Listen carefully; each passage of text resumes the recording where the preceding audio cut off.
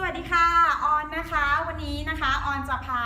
พี่ๆมาเจอกับพี่ท่านหนึ่งนะคะซึ่งทานผลิตภัณฑ์บิสเลอร์นะคะแล้วเห็นผลลัพธ์ชัดเจนภายใน8วันเดี๋ยวเราไปทำความรู้จักพี่เขากันเลยค่ะ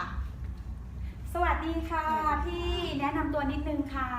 ชื่อวิมลรัตน์ศรีแสงค่ะมาจากสระบุรีค่ะค่ะก่อนที่พี่จะมารู้จักผลิตภัณฑ์บิสเลอร์เนี่ยพี่มีอาการเป็นยังไงบ้างคะป่วยค่ะป่วยเป็นโรคเบาหวานกับไทรอยด์เป็นพิษค่ะค่ะ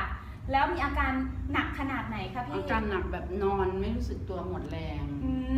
ค่าเบาหวานสูงสุดเท่าไหร่คะสูงสุดที่นอนโรงพยาบาลมัน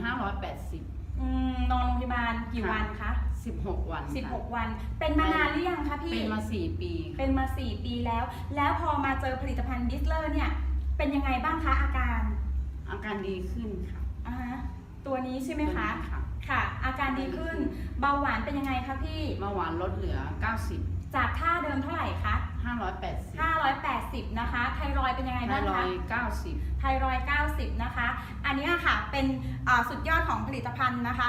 นวัตกรรมบิสเลอร์นะคะเบาหวานนะคะจาก500กว่านะคะทานเพียง2 กล่อง8 วันนะคะลดลงเหลือ90นะคะไทรอยด์ดีขึ้นอย่างชัดเจนในระยะเวลาอันสั้นนะคะสุดยอดมากๆเลยค่ะ